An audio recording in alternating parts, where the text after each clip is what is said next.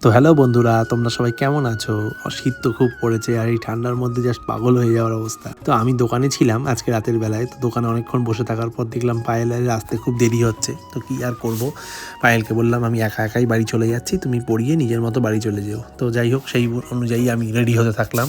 মাথায় টুপিটা না পড়লে তো আর হবে না। আর চারিদিকটা দেখো, দোকানের বাইরে তোমাদের দেখাচ্ছি এরকম অন্ধকার, একটা দোকানপাট খোলা নেই। আমি আর একটা দোকান খুব মাত্র খোলা ছিল। তো লাইট ফাইট বন্ধ করে তাড়াতাড়ি করে দোকানের শাটার নামিয়ে বাড়ির দিকে কেটে পড়লাম, কারণ যতক্ষণ থাকবো ঠান্ডার মধ্যে একদম শেষ হয়ে যেতে হবে। তা আর অপেক্ষা না, বাড়ির দিকে রওনা দিলাম। শাটার বন্ধ করে চলে গেছিলাম একটু মিষ্টির দোকানে বাড়ি ফেরার সময়।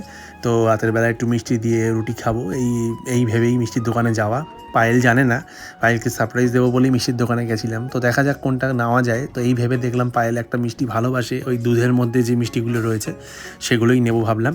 তো এই মিষ্টি অর্ডার দিয়েছি, পিছনে দেখি পায়েল অলরেডি চলে এসেছে পড়িয়ে, মানে আমাকে রাস্তার মধ্যে অলরেডি ধরে ফেলেছে। তো যাই হোক, মিষ্টি নেওয়া হয়ে গেছে।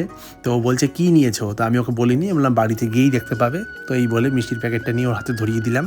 তো আর কি, এবার বাড়িতে ফেরার পালা। গাড়িতে বসে পড়লাম দুজনে, এবার বাড়িতে গিয়ে দেখা হচ্ছে। তো অ্যাট লাস্ট ঠান্ডার মধ্যে কাঁপতে কাঁপতে দুজনে বাড়ি চলেও এলাম। তো রোজকারের মতো এইরকমভাবেই আমি গাড়ি ঢোকাই। এই ঢোকানো বার করানোর যেন একটা বিশাল বড় যুদ্ধ। কি গো, বাইরে কেমন ঠান্ডা? প্রচুর ঠান্ডা, আমি জমে গেছি, আমার হাত দুটো পুরো বরফ হয়ে গেছে। তোমাকে দেখেই মনে হচ্ছে তুমি একদম বরফের দেশ থেকে এসছো। কিরকম ঠান্ডা একটু বলে দাও ভালো করে। প্রচুর প্রচুর ঠান্ডা, প্রচুর, জাস্ট কি বলবো, নেওয়া যাচ্ছে না আর। প্রচুর ঠান্ডা, নাক ফাক লাল হয়ে গেছে, আমার জ্বালা করছে নাক। হাতগুলো তো আর সার নেই। গাড়ি চালালে যেন মনে হচ্ছে কি কোনা কোনা দিয়ে ঠান্ডা ঢুকছে। যখন কারোর বাড়িতে ঢুকে যাচ্ছি তখন ঠিক আছে, আবার যখন বেরোতে হচ্ছে, আবার এক জায়গা থেকে আরেক জায়গায় যেতে হচ্ছে পড়ানোর জন্য, মানে জাস্ট দাঁতে দাঁত লেগে যাচ্ছে, কাঁপছি। আর রাস্তায় একটা লোক নেই, পুরো ধোঁয়া ধোঁয়া ধোঁয়া ধোঁয়া হয়ে গেছে রাস্তা।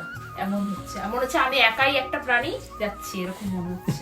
বাইরে খুব ঠান্ডা, মানে হাত ফাত যা ছিটিয়ে রয়েছে।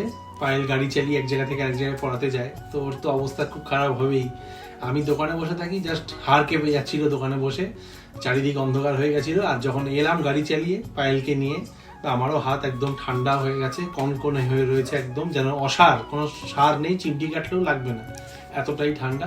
বাইরে সত্যিই খুব ঠান্ডা পড়েছে, মানে এত কিছু পড়েও তো মানছে না, যেন চোখ দিয়ে যেখান থেকে পাচ্ছে ঢুকে যাচ্ছে ঠান্ডা। তো আর কি বলবো, বাড়ি চলে এসেছি। তো পায়েলের সাথে রাস্তায় দেখা হয়ে গেল, তোমরা দেখতে পেয়েছো।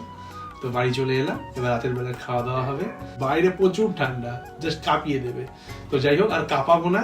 টাটা, দেখা হচ্ছে কালকে।